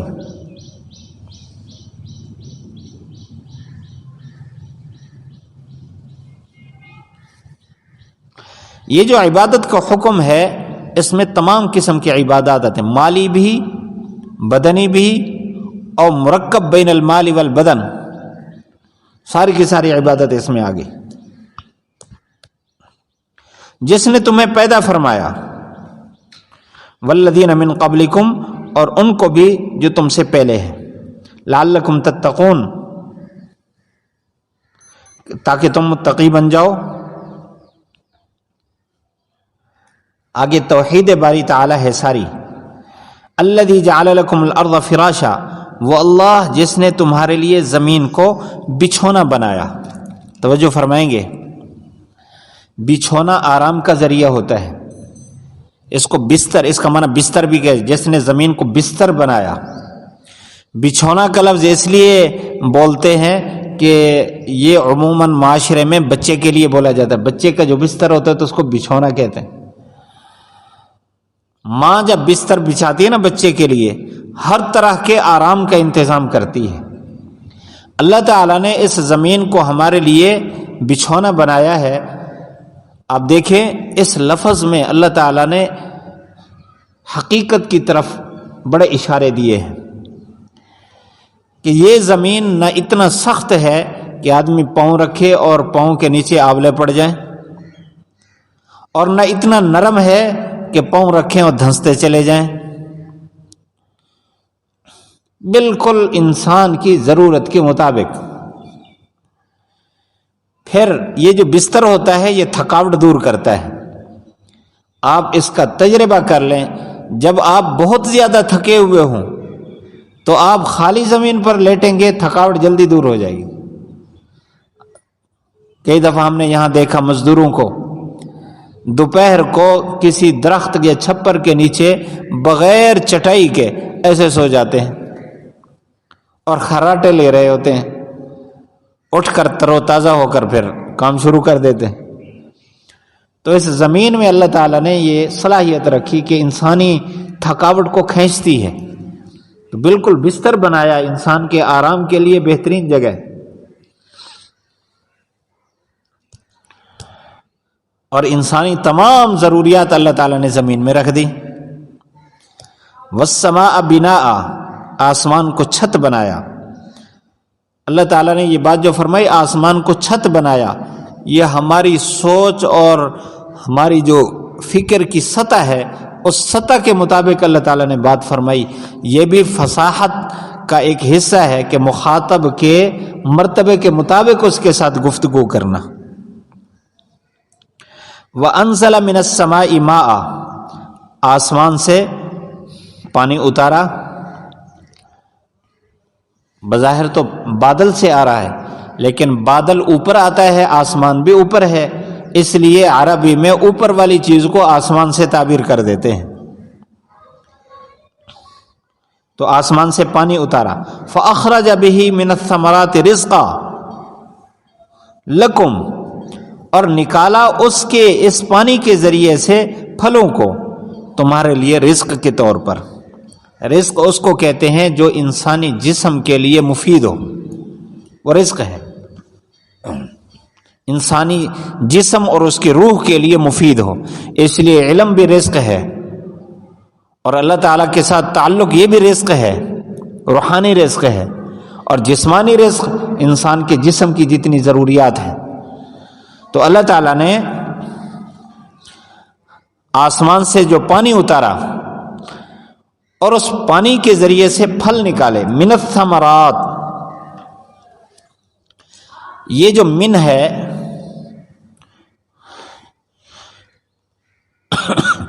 یہ من تبعیضیہ نہیں ہے کہ بعض پھل پانی کے ذریعے سے ہوں اور بعض پھل بغیر پانی کے ہوں۔ اللہ تعالیٰ نے زمین کی ہر چیز کو، بلکہ انسانی ضروریات کی ہر چیز کو پانی کے ساتھ اس کو جوڑا ہے۔ اب دیکھیں، غور کریں، دنیا کی کوئی چیز بھی اس وقت تک کمال کو نہیں پہنچتی جب تک اس میں پانی کا دخل نہ ہو۔ پانی کے بغیر کوئی چیز بھی وجود نہیں پاتی، پانی کے ساتھ اس کا وجود ہے، کہیں نہ کہیں پانی کا ضرور اس میں دخل۔ اور ہم دیکھیں یہ لنٹر ہے، یہ مضبوط عمارت ہے، اس وقت تک مضبوطی کو نہیں پہنچتی جب تک اس میں پانی کا استعمال نہ ہو۔ پانی ہوگا تو یہ وجود کو کمال کو پہنچے گی۔ آپ جائیں لوہے کی مارکیٹ میں، اور لوہے کے جہاں فیکٹریاں ہیں، یہ گارڈر ٹیار بن رہے ہیں، یہ سریے بن رہے ہیں، وہاں بھی پانی استعمال ہو رہا ہے۔ تو اللہ تعالیٰ نے ہر چیز کو پانی سے بنایا، لہذا یہ من تبعیضیہ نہیں ہے، یہ من بیانیہ ہوگا، یعنی اللہ تعالیٰ نے پھلوں کو پانی کے ذریعے سے نکالا۔ رزقا لکم، تمہارے لیے رزق ہے۔ انسانی ضروریات اللہ تعالیٰ نے اس کے ساتھ وابستہ کی ہیں، پھلوں کے ساتھ۔ کتنے پھل ہیں جو انسان کی خوراک کی جگہ خوراک کو پورا کرتے ہیں۔ یہ کھجور ہے، خوراک کو پورا کرتی ہے، انار ہے، خوراک کو پورا کرتا ہے۔ فلا تجعلوا للہ اندادا، اللہ تعالیٰ نے پیچھے انعامات کا تذکرہ فرما کر فرمایا جب اتنا بڑا تمہارا محسن صرف اللہ ہے تو اب عبادت میں اللہ کے ساتھ کسی کو شریک نہ کریں۔ اندادا یہ ند کی جمع ہے، ند کا معنی شریک، تو اللہ کے لیے شریک نہ بناؤ۔ وَأَنْتُمْ تَعْلَمُونَ، اور تم حقیقت کو بھی جانتے ہو کہ ساری کائنات کے ہر چیز کو پیدا کرنے والا اللہ ہے. ساری زمین پر جو کچھ اس نے ہمارے لیے جو کچھ نفع کی چیزیں ہیں وہ سب اللہ کی بنائی ہوئی ہیں، اللہ تعالیٰ نے بنائی ہے. تو پھر عبادت میں اس کے ساتھ کیوں کسی کو شریک کریں؟ یہاں تک تو اللہ تعالیٰ نے اپنی توحید کے دلائل بیان فرمائے اور شرک کی تردید فرمائی. اب اس کے عنوانات لکھ لیں. یا ایھا الناس، تنبیہ غافلین.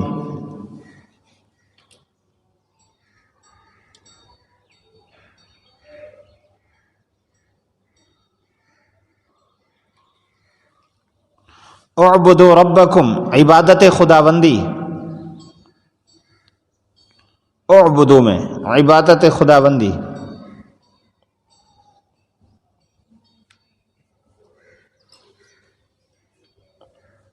ربکم میں ربوبیت باری تعالی.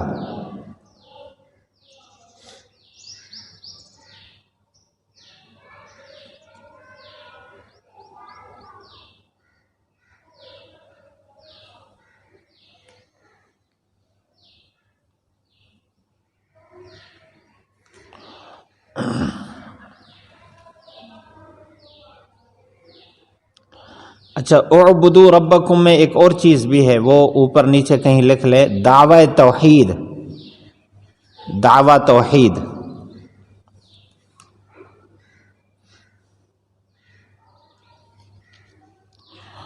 اور الذی خلقکم، دلیل عقلی انفسی. دلیل عقلی انفسی یعنی انسان کی اپنی ذات کو بطور دلیل کے پیش فرمایا.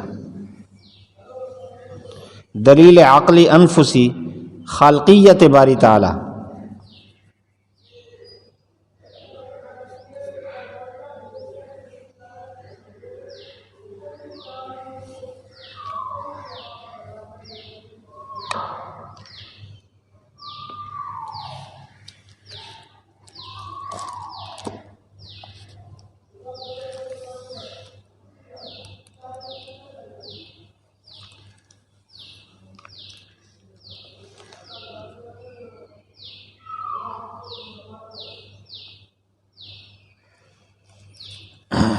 لعلکم تتقون،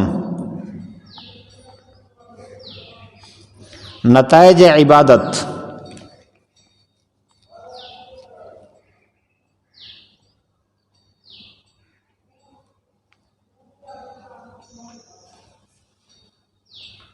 اور انعامات باری تعالی.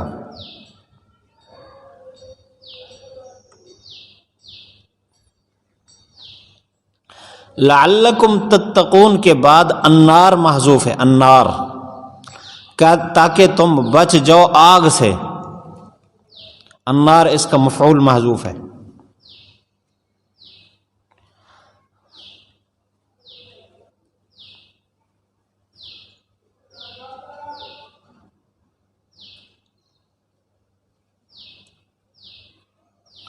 الذی جعل لکم الارض،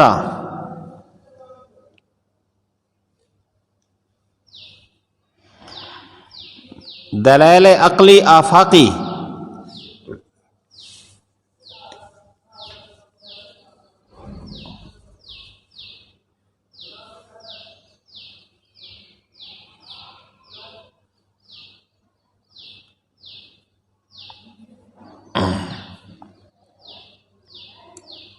اثبات توحید، اس کے ساتھ دلیل عقلی آفاقی اثبات توحید.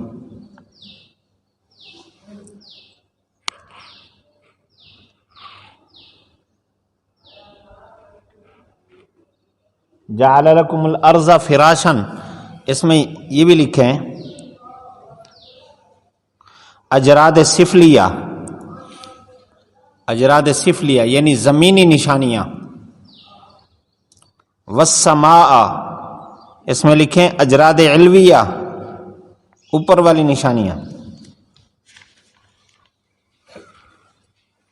وانزل من السماء، تصرف باری تعالی.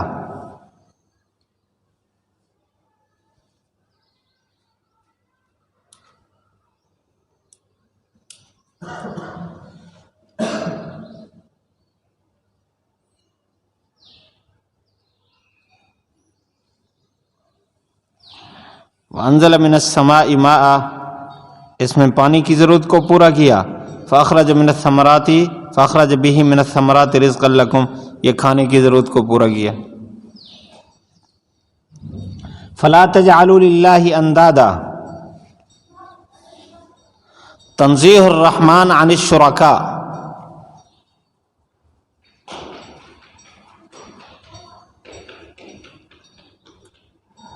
تنزیہ الرحمن عن الشرکاء،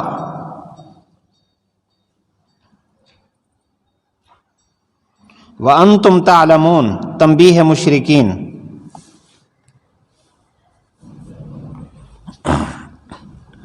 آگے وَإِن كُنتُمْ فِي رَيْبٍ مِّمَّا نَزَّلْنَا عَلَىٰ عَبْدِنَا فَأْتُوا بِسُورَةٍ مِّن مِّثْلِهِ، یہاں سے صداقت قرآن کا ذکر ہے۔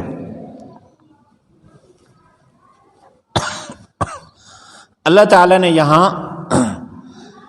طریق مناظرہ اختیار فرمایا، یعنی جو منکرین قرآن تھے ان سے ایک مطالبہ فرمایا کہ اگر تم اس قرآن مجید کو اللہ کی طرف سے اترا ہوا نہیں سمجھتے تو پھر ایک جیسی کوئی ایک صورت بنا کر لاؤ۔ یہ جو حکم ہے ایک صورت کا، یہ آخری حکم ہے۔ پہلے تھا فَأْتُوا بِعَشْرِ سُوَرٍ مِّن مِّثْلِهِ کہ 10 صورتیں لے آؤ۔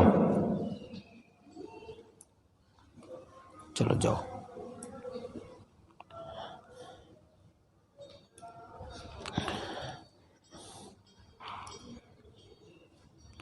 بلکہ سب سے پہلے تھا کہ اس کی مثل قرآن لے آؤ۔ جب اس سے عاجز تھے پھر حکم فرمایا چلو 10 صورتیں لے آؤ۔ جب اس سے بھی عاجز آ گئے تو اب آخری بات کہ فَأْتُوا بِسُورَةٍ مِّن مِّثْلِهِ، صورت پر جو تنوین ہے یہ تقلیل کے لیے ہے، تو چھوٹی سی صورت لے آؤ، اس جیسی چھوٹی سی صورت۔ اور پھر فرمایا وَادْعُوا شُهَدَاءَكُمْ، اپنے انصار کو، مددگاروں کو بھی بلاؤ، ان کو بھی ساتھ شریک کرو، ان کنتم صادقین۔ فَإِن لَّمْ تَفْعَلُوا، اگر تم نہیں کر سکتے، اور ساتھ ہی دعویٰ فرمایا تم کر بھی نہیں سکتے، کیونکہ اللہ کا جو کلام ہے وہ جن صفات پر مشتمل ہے، جن نکات پر مشتمل ہے، جن خصوصیات پر مشتمل ہے، مخلوق اس جیسا کلام کہاں لا سکتی ہے؟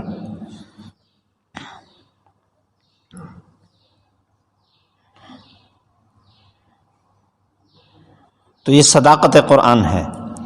اب اس کا عنوان لکھیں وَإِن كُنتُم میں طریق مناظرہ بالمنکرین، یا منکرین سے مراد قرآن کے منکر۔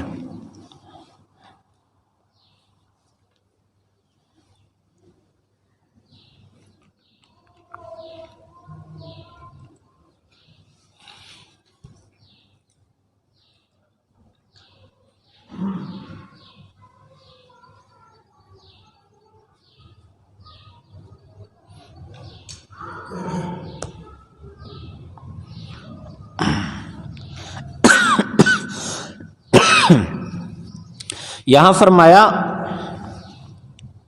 مما نزلنا علی عبدنا، مما نزلنا یہ محل ریب،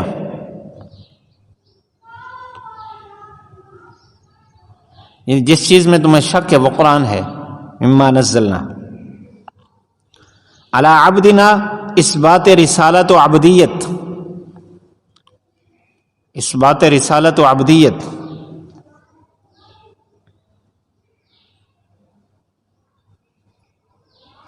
یہاں حضور صلی اللہ علیہ وسلم کا نام نہیں لیا، عبد فرمایا، اس میں کیا حکمت ہے؟ یہ آپ صلی اللہ علیہ وسلم کی عظیم رفعت اور شان کو بیان کرنے کے لیے ہے۔ اللہ تعالیٰ نے یہاں نام ذکر نہیں فرمایا۔ ہم دیکھتے ہیں کہ ادب کی جگہ پر نام نہیں لیا جاتا، ان کی صفت کو بیان کیا جاتا۔ اب والد محترم سے بات کیجئے، اس کو نام لے کر نہیں پکارا جاتا۔ اسی طرح کہیں تذکرہ ہو تو والد کا نام نہیں لیا جاتا، بلکہ یہ کہا جاتا ہے میرا والد، اپنی نسبت کا تذکرہ کیا جاتا ہے، میرے استاد محترم، میرے شیخ، یوں کہا جاتا ہے۔ نام نہیں لیا جاتا ادب کی جگہ پر. یہاں بھی رفعت شان کو بیان کرنے کے لیے اللہ تعالیٰ نے نام نہیں لیا. اور اس میں یہ بات بھی، اس بات کی طرف بھی اشارہ موجود ہے کہ اللہ کے نبی صلی اللہ علیہ وسلم کی صفات میں آپ کی صفت عبدیت آپ کے اعلیٰ شان کی دلیل ہے، صفت عبدیت. اس لیے یہاں بھی اعلیٰ عبدنا فرمایا. دوسری جگہ ہے فَأَوْحَى إِلَىٰ عَبْدِهِ مَا أَوْحَى، وہاں بھی وحی کا تذکرہ عبدیت کے ساتھ فرمایا.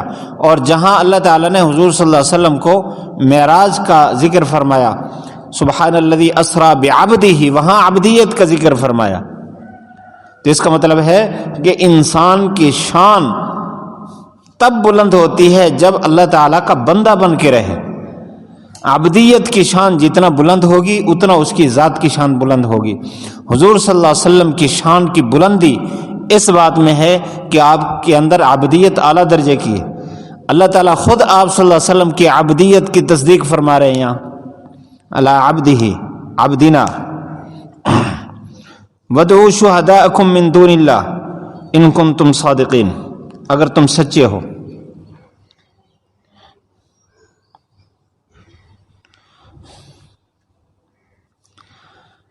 اب کیا فرمایا؟ فَإِن لَّمْ تَفْعَلُوا، یہ تخویف منکرین.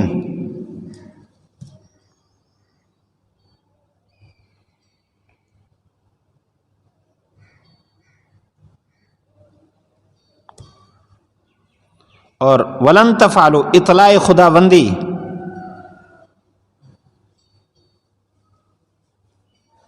ومعجزہ و صداقت قرآن. وَلَن تَفْعَلُوا میں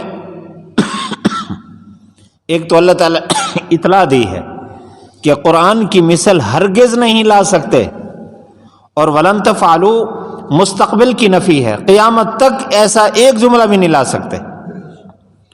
اور اس میں ساتھ ساتھ قرآن مجید کے معجزے ہونے کا دعویٰ ہے کہ مخلوق ایسے عاجز ہے. معجزہ کہتے ہیں جو چیز عاجز کر دے، مخلوق اس جیسا لانے سے عاجز ہو. اور ساتھ قرآن مجید کی صداقت بھی پائی جا رہی ہے کہ جب مخلوق میں سے کوئی ایسا نہیں لا سکتا تو قرآن سچی اللہ ہی کی کتاب ہے. فَاتَّقُوا النَّارَ الَّتِي وَقُودُهَا النَّاسُ وَالْحِجَارَةُ.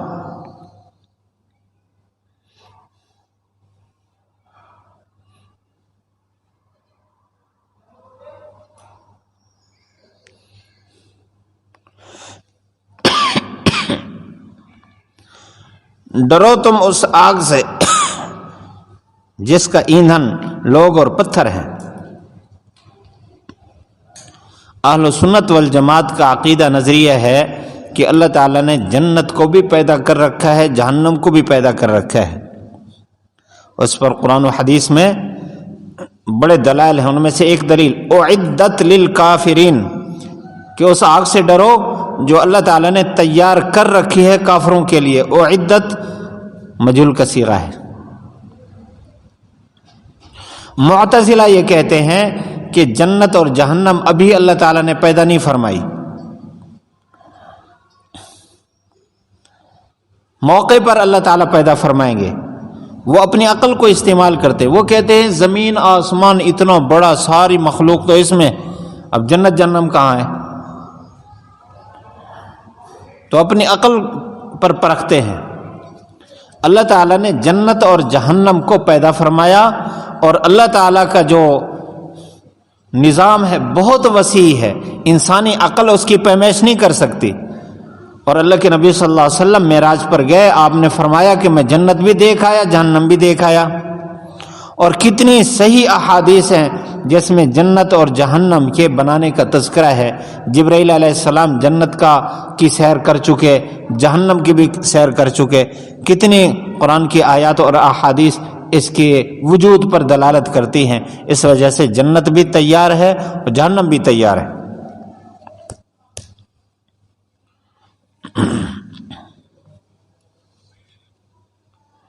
وَبَشِّرِ الَّذِينَ آمَنُوا وَعَمِلُوا الصَّالِحَاتِ.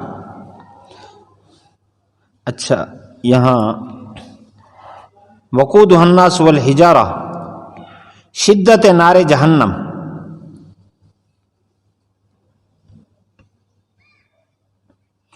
اس کا ایندھن لوگ اور پتھر ہیں. اس لیے کہتے ہیں کہ پتھروں میں بھی اللہ تعالیٰ کی خشیت موجود ہے. ان کی خشیت کی ایک دلیل تو قرآن مجید نے دی. لو انزلنا هذا القرآن على جبل لرأيته خاشعا متصدعا من خشیت اللہ. اگر قرآن کے احکام ان پہاڑوں پر اتر آتے تو پھر آپ ان کو دیکھتے کانپتا ہوا اللہ کے خوف سے. اور کہتے ہیں کہ یہ جو پہاڑوں سے چشمے جاری ہیں یہ پہاڑوں کا رونا ہے. کہیں سے ٹھنڈا پانی ہے، کہیں سے گرم پانی ہے. یہ پہاڑ پھٹتے ہیں، پتھر پھٹتے ہیں اور وہاں سے پانی جاری ہو جاتا ہے. حالانکہ پتھر کے اندر کون سا پانی؟ یہ پتھروں کا رونا ہے. یہ اس خشیت سے روتے ہیں کہ اللہ تعالیٰ نے فرما دیا کہ ہم نے جہنم کے لیے ایندھن بنایا، وقودھا الناس والحجارہ، لوگوں کو اور پتھروں کو. پتھر اتنا سخت ہونے کے باوجود اس خوف سے ڈر رہے ہیں، رو رہے ہیں. اور انسان ہے اتنا کمزور ہونے کے باوجود سخت دل ہے اتنا کہ جہنم کا تذکرہ سنتے ہوئے آنکھوں سے آنسو جاری نہیں ہوتے، روتا نہیں، دل کانپتا نہیں ہے. اس کو زیادہ ڈرنا چاہیے. وَبَشِّرِ الَّذِينَ آمَنُوا وَعَمِلُوا الصَّالِحَاتِ، تبشیر مؤمنین. اور پچھلی آیت کے ساتھ اس کا ربط بھی ہے کہ پہلے منکرین کو ڈرایا جا رہا تھا، اب مستحقین بشارت کا ذکر ہے، ان کو تبشیر دی جا رہی ہے. ایمان لائے اور اعمال صالحہ کرے. صالح اعمال کون سے ہیں؟ صالح اعمال وہ ہیں جو اللہ کے نبی صلی اللہ علیہ وسلم نے امت کو دیے ہیں.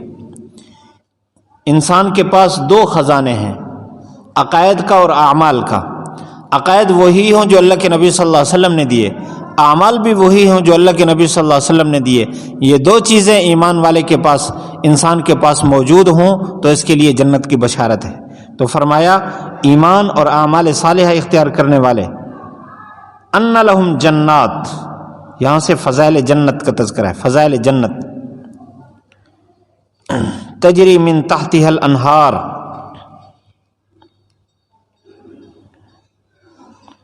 کہ اس کے نیچے نہریں چلتے. انہار نہر کی جمع ہے، نہر کی، اور یہاں جمع لے آئے وہ 4 نہروں کی طرف اشارہ ہے. وَأَنْهَارٌ مِّن مَّاءٍ غَيْرِ آسِنٍ وَأَنْهَارٌ مِّن لَّبَنٍ لَّمْ يَتَغَيَّرْ طَعْمُهُ وَأَنْهَارٌ مِّن خَمْرٍ لَّذَّةٍ لِّلشَّارِبِينَ وَأَنْهَارٌ مِّن عَسَلٍ مُّصَفًّى. 4 نہریں، چاروں نہریں وہاں سے نکل رہی ہوں گی ہر جنتی کے پاس. کلما رزقوا منها، پیچھے مشروبات کا تذکرہ تھا، آگے معقولات کا تذکرہ ہے. جنت میں پینا بھی ہوگا، کھانا بھی ہوگا. کلما رزقوا منها من ثمرة رزقا قالوا هذا الذي رزقنا من قبل. جب بھی ان کے سامنے پھل ان کو دیا جائے گا بطور رزق کے تو کہیں گے کہ ایسا تو ہم نے دنیا میں بھی کھایا تھا. وَأُتُوا بِهِ مُتَشَابِهًا، حالانکہ اس کے مشابہ اس کو دیا گیا. جنت میں اس طرح کے پھل بھی ہوں گے جس طرح دنیا میں ہیں، اور جنت میں اس کے علاوہ اور پھل بھی ہوں گے جو دنیا میں نہیں دیے گئے. جنت میں جو پھل دیا جائے گا شکل اس کی دنیا کے پھل کی ہوگی لیکن ذائقہ اس کا اور ہوگا. اور بعض پھل ایسے ہوں گے کہ نہ دنیا کے پھل کے ساتھ ان کی شکل ملتی ہوگی نہ ذائقہ ملتا ہوگا. ایسا اللہ تعالیٰ عطا فرمائیں گے.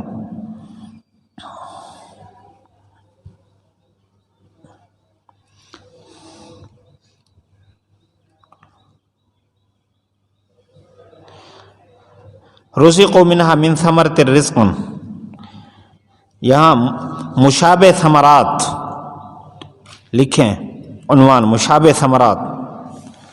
قالوا هذا الذي رزقنا، استعجاب مؤمنین،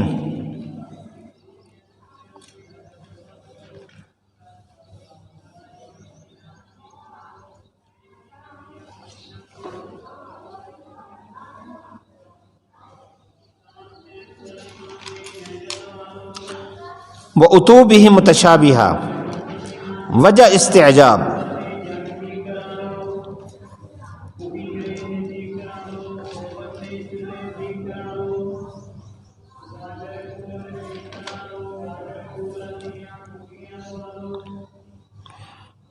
وَلَهُمْ فِيهَا أَزْوَاجٌ مُطَهَّرَةٌ، کھانے پینے کے بعد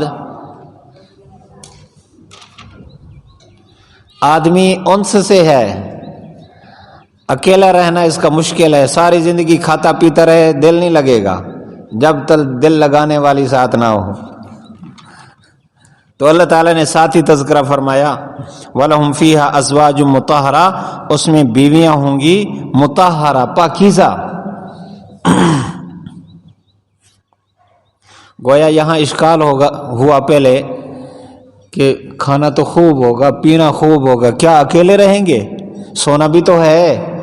تو اللہ تعالیٰ نے فرمایا نہیں نہیں، آرام کرانے والی بھی ہوں گی، ازواج مطہرہ۔ پھر اشکال ہوا کہ تو یہ جو نکاح ہوگا یہ کتنے دن کے لیے ہوگا، جوانی کتنے دن کے لیے، بڑھاپا جو آئے گا تو پھر تو کھانے پر بھی پابندی، پینے پر بھی پابندی، پھر نیند بھی اڑ جاتی ہے بندے کی۔ فرمایا نہیں نہیں، وَهُمْ فِيهَا خَالِدُونَ، اور اس میں ہمیشہ رہیں گے، ہمیشہ کھانا، ہمیشہ پینا، ہمیشہ کی بیویاں اور ہمیشہ کی رہائش۔ بس ابھی اسی پر اکتفا کرتے ہیں، انشاءاللہ ظہر کے بعد آگے پڑھیں گے۔ اس میں ایک دو چیزیں آپ کی ذمہ لگانی ہیں۔